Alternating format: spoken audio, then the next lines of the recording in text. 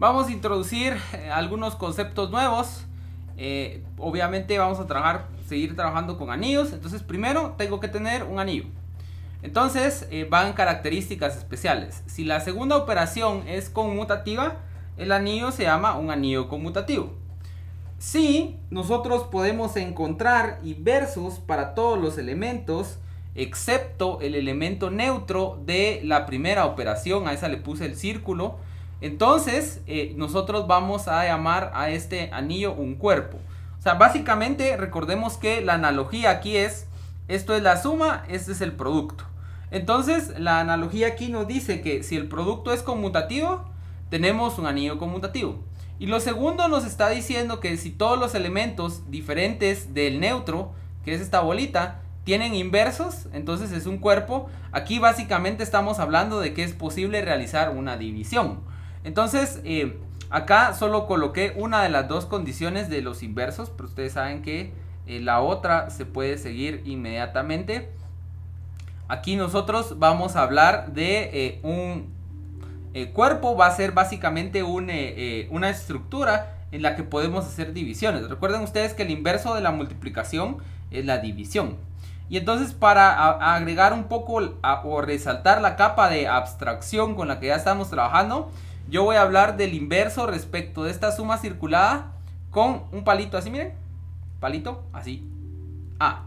Un palito así. Por ejemplo, nosotros sabemos, aquí vamos a dar un ejemplo, por ejemplo, en los enteros módulo 8, nosotros sabemos que este es un anillo. Y en ese anillo, el inverso aditivo, o sea, de la primera operación de 3, sería 5. Y esto lo sé porque cuando yo sumo el 3 y el 5, lo que obtengo, es decir, clase del 3, clase del 5, perdón. Aquí voy a obtener la clase del 8, pero la clase del 8 es la misma que la clase del 0. Esto es módulo 8, ¿verdad? Entonces esta clase del 0, este es mi elemento neutro de la primera operación. Entonces así me voy a referir yo a este inverso, con un palito así, que tiene, no sé si lo alcanzarán a ver ahí bien, ahora tal vez mejor porque no se confunde con ninguna línea. Tengo un palito vertical y uno horizontal, como perpendicular, así lo voy a representar yo. Entonces otra notación que vamos a introducir es la de grupos abelianos. Los grupos abelianos generalmente usan esta notación cuando yo opero un elemento repetidas veces con el mismo, así como lo hacíamos con los grupos cíclicos. Yo voy a definir que eso se va a escribir como n y el elemento. Entonces aquí ya se puede poner un poco confuso, porque si regresamos al módulo 8, por ejemplo, entonces yo acá puedo poner 3 con 3 sumados, o sea, la suma módulo 8, esto es 6. Entonces yo acá pondría 2. Aquí no pongo nada. 2. Y ponemos un puntito para aclarar. 2, 3. Entonces, ¿esto qué es? Es 3 y 3. Resulta que por las propiedades de los anillos, esto se va a comportar muy bien como nosotros esperaríamos. Va a cumplir mucha de nuestra intuición. Y como siempre voy a utilizar la potencia para hablar de operaciones repetidas, pero de la segunda operación. Por ejemplo, acá nosotros podemos hablar de 3 elevado a la 3. Esto sería 3, la clase del 3, por la clase del 3, por la clase del 3. Sabemos que hay asociatividad, de forma que no importa cómo asociemos. Acá vamos a tener 8, pero módulo 9, eso es 1. 9, pero módulo 8, eso es 1. Y entonces acá esto me va a dar 3 otra vez. Entonces 3 elevado a la 3 es 3. Esto en los enteros módulo 8, recuerden, ¿verdad? Vamos a ver otros conceptos importantes. Uno de ellos es que si nuestra segunda operación es conmutativa y ahora tenemos inversos para todos los elementos excepto el neutro, entonces hablamos de un campo. Entonces básicamente un campo es lo que nosotros hemos estado trabajando toda la vida como álgebra, ¿verdad? Esto es parte de la rama de la matemática que se llama álgebra, que estudia unos objetos algebraicos, estudia todas estas estructuras algebraicas. Y una de las que nosotros estudiamos, porque estudiamos sus propiedades, o sea, la asociatividad, la conmutatividad, la distributividad, todo eso que estudiamos de respecto de esta estructura de los reales, es lo que ustedes llamaron en sus cursos como el álgebra, ¿verdad?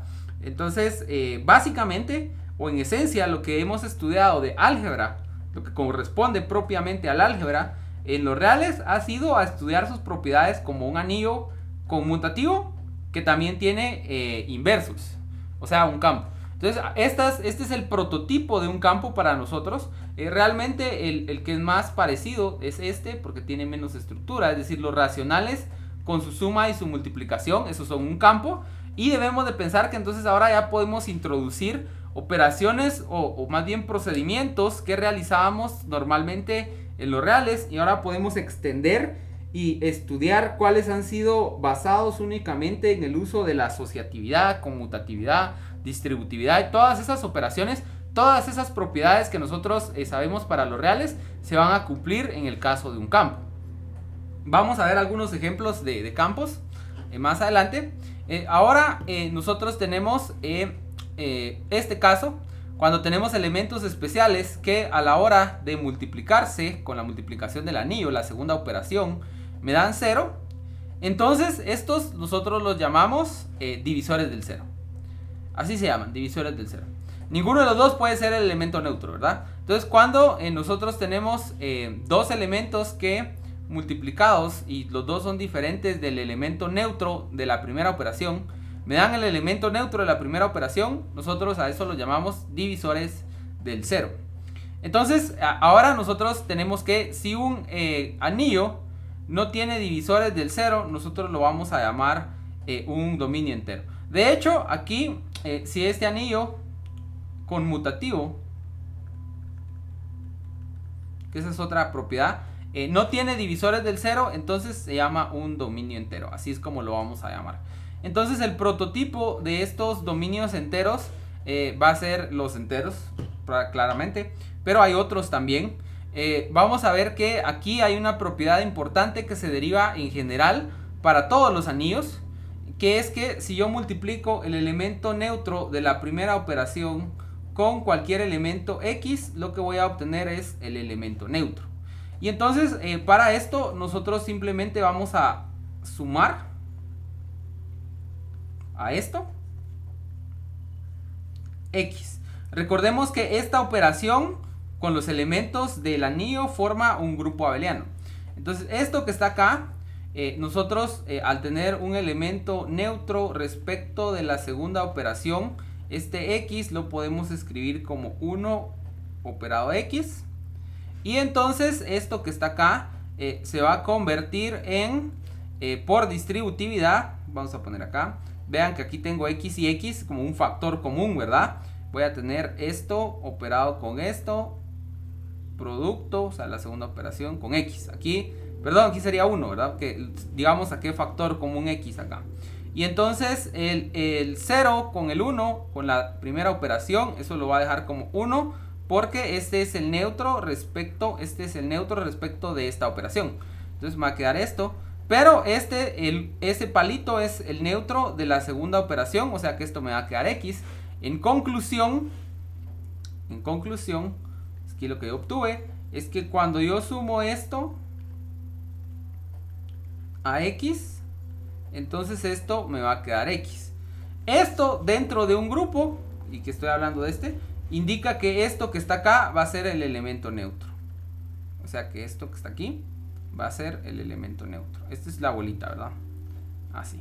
Entonces nosotros nos vamos a ahorrar eso a la hora de tener el elemento neutro de la primera operación respecto de con cualquier elemento. Nosotros ya podemos garantizar que eso me va a quedar el elemento neutro de nuevo. Entonces yo sé que hay varios conceptos que acabo de introducir acá, pero vamos a ir estudiando cada uno de ellos poco a poco para que nos vayamos familiarizando con esto.